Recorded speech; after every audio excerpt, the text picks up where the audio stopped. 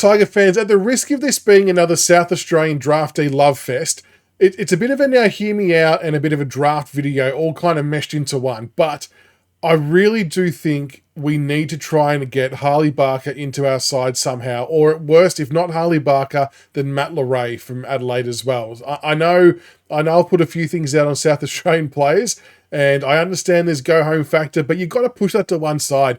Back the club in to keep the players. But Harley Barker in particular, out of him and Leray, he's the one I want. He's a super talented wingman, and we know from doing that exercise of putting together the best 22 of 26-year-olds and under, that the wing spot is something that seems to be very vulnerable for us, something that's not yet addressed. We've got Hugo Rollsmith that will probably occupy a wing spot, but we don't know how that's going to turn out. We hope for the best, but we sort of don't know.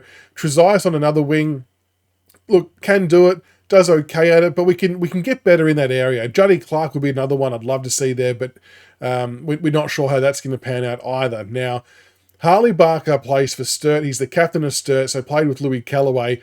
I will say this straight off the bat, and this might scare some people off. He did do his ACL in July. All right, now, I know that's not ideal, and it just rings very similar tunes to the Taj Houghton scenario. Clubs who only have one, maybe two picks in the top part of the draft are probably going to be a little bit scared to go near a player who's going to miss most of the season. Because we've already got two very early, if we split or if we acquire another pick via trade, i.e. a Tyler Young, then maybe we can have another fleeting crack at a player who was super talented, fills a desperate need, but we just may not see him until the back half of the year. And I'm okay with that. I think we have enough in our list at the moment to get by on the wing side of things with a few variations for season 2026. It's not going to hurt us, but the skill of Harley Barker, he's athletically very, very good. Put up some ripper numbers in the testing in South Australia, blistering 20-meter sprint times, agility times, very good mark, a thumping long kick of the ball.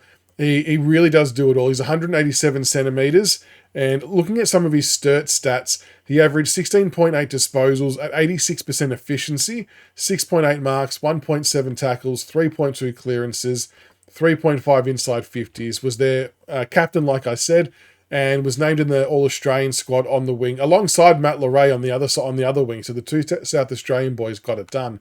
But I reckon that he is one that we need to seriously try and get after in a big, big way. I just think he adds so much value to a position we desperately needed in. Now, in terms of how do we get this done, there's a couple of ways it can work. You got the split pick option. So picks 3 and 4, we're going to walk into the draft with pretty good picks. And normally you would say, don't touch them, just take the 2 best available.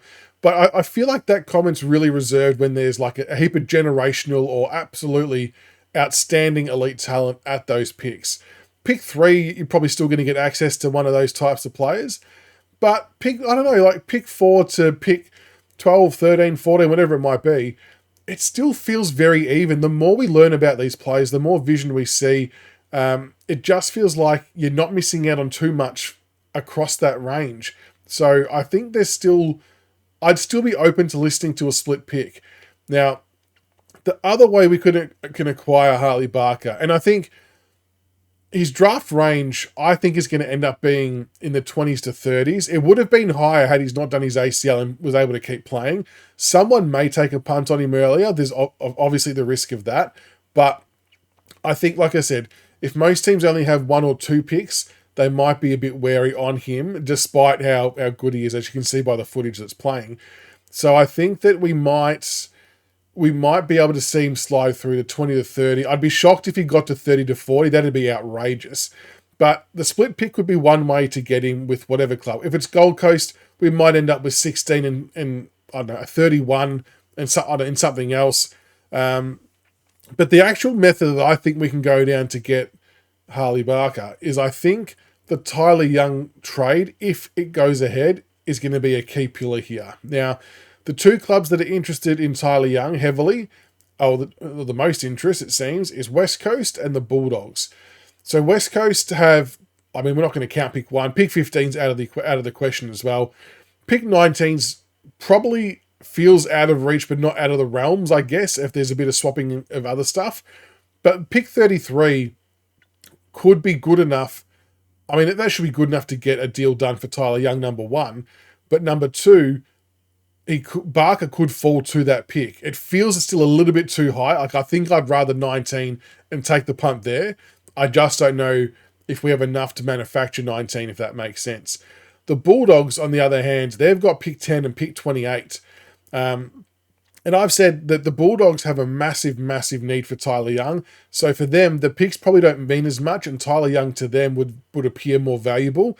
So they may cough up a pick 10, which will end up being like a 15, 16, and we might swing something back the other way.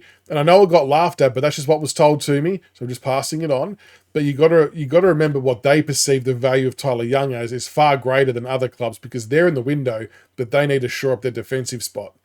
But even pick 28, worst case scenario, pick 28, which I know pushes out, that could still be enough to secure Harley Barker. And if you're talking about getting a good athletic wingman in with great skill, penetrating kick, great athleticism, so he gives us the speed, he gives us the height, he gives the link-up player between the arcs, and he's actually playing that role really well at state level, and was named in the All-Australian because of it.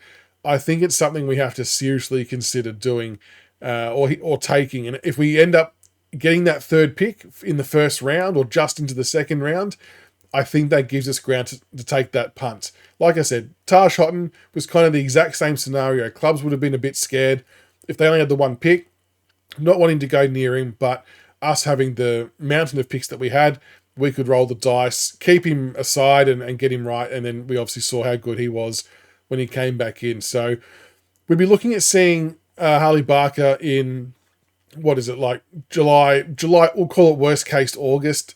So you obviously allow the full 12 months. So that would be, your last 3 or 4, 5 games of the season maybe. And look, that might look like VFL potentially, but I think in a point in time of our football where we are young, we are developing, we are growing, we are setting ourselves up for the future. We're not playing or drafting to try and make finals or win 10, 12 games in 2026. As much as we would love to see it, that's just not going to happen.